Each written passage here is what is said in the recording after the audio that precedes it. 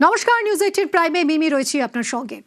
দেখুন, রাজ্যে রাজনৈতিক পালাবদলের পরই দেখা যাচ্ছে যে তৃণমূল জামানার একেবারে ভুরি ভুরি দুর্নীতি প্রকাশ্যে চলে আসছে এবং মুখ্যমন্ত্রী হওয়ার পর শুভেন্দু অধিকারী একদম স্পষ্ট জানিয়ে দিয়েছেন যে দুর্নীতিতে জিরো টলারেন্স। সেই মতো অ্যাকশন হচ্ছে জোরদার।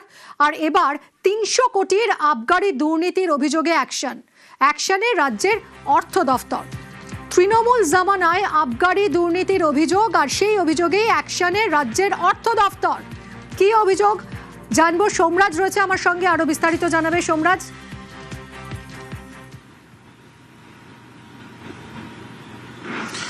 দেখো, আবগারি দপ্তরে দুর্নীতির অভিযোগে এবার কার্যত অ্যাকশন শুরু করলো রাজ্য সরকার। রাজ্যের অর্থ দপ্তর ইতিমধ্যেই খতিয়ে দেখার প্রক্রিয়া শুরু করেছে।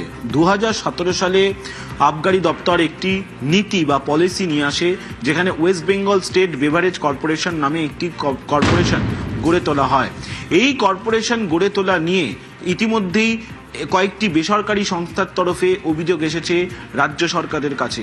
পাশাপাশি 2021 সালের পর ডিস্ট্রিবিউটর ডিপো নীতি চালু করা হয়, অর্থাৎ ডিস্ট্রিবিউটর তারা সরাসরি বিদেশি মদ এবং বিয়ার তারা পাঠিয়ে দেবেন খুচরো বিক্রেতাদের কাছে, কিন্তু এর জন্য কোনো টাকা নেওয়া যাবে না খুচরো বিক্রেতাদের থেকে, তেমনটাই জানানো হয়েছিল। কিন্তু তারপর যদিও অভিযোগ করা হয়েছে রাজ্য সরকারের কাছে যে এই নীতি চালুর নামে তৎকালীন সরকার তারা পণ্য পরিবহন এবং ট্রান্সপোর্টেশন অ্যালাউন্স এবং তার সাথে ডিস্ট্রিবিউটরের যে টাকা, সেই টাকা নেওয়া হয়েছে এবং এর জন্য প্রায় 300 কোটি টাকা আর্থিক দুর্নীতি হয়েছে বলেও রাজ্য সরকারের কাছে অভিযোগ জমা পড়েছিল।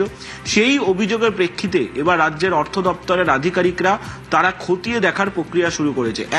যে 2017 সালের পর থেকে আবগারি দপ্তর কি কি পলিসি বা নীতি নিয়ে এসেছিল। 2017 সালে West Bengal state beverage corporation গড়ে তোলার কথা বলা হয়েছে। সেখানে কি নীতি আনা হয়েছিল, কেন এই নীতি আনা হয়েছিল, এই নীতির ফলে লাভবান হলো কারা কারা। পাশাপাশি 2021 সালের পর যে ডিস্ট্রিবিউশন এবং ডিপো নীতি যে চালু করা হয়েছিল, এই নীতি কেন চালু করা হলো, যে অভিযোগ করা হচ্ছে সেই অভিযোগের কতটা সত্যতা রয়েছে, এটাই অর্থ দপ্তরের আধিকারিকরা খতিয়ে দেখার প্রক্রিয়া শুরু করেছে। নবান্ন সূত্রে জানা যাচ্ছে রাজ্য প্রশাসনের শীর্ষ আধিকারিকদের কাছে এই সংক্রান্ত রিপোর্ট অর্থ দপ্তরের আধিকারিকরা জমা দেবেন। অর্থাৎ কার্যত আবগারি দপ্তর নিয়ে যে 300 কোটি টাকারও বেশি দুর্নীতির অভিযোগ উঠছে এখনো পর্যন্ত, সেই দুর্নীতির অভিযোগ নিয়ে এবার অর্থ দপ্তরের আধিকারিকরা বলাই যায় তদন্ত শুরু করলো, যা নিঃসন্দেহে গুরুত্বপূর্ণ। যদিও রাজ্য প্রশাসনের শীর্ষস্তরের আধিকারিকরা জানাচ্ছেন যে এটা তদন্ত নয়, খতিয়ে দেখার প্রক্রিয়া শুরু হয়েছে। কারণ আবগারি দপ্তর নিয়ে যে অভিযোগগুলি এসছে, সেই অভিযোগগুলি প্রথমে খতিয়ে দেখার প্রয়োজন।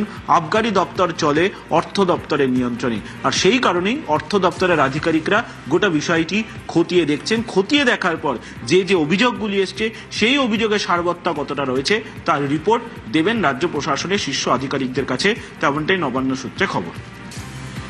ধন্যবাদ সোমরাজ।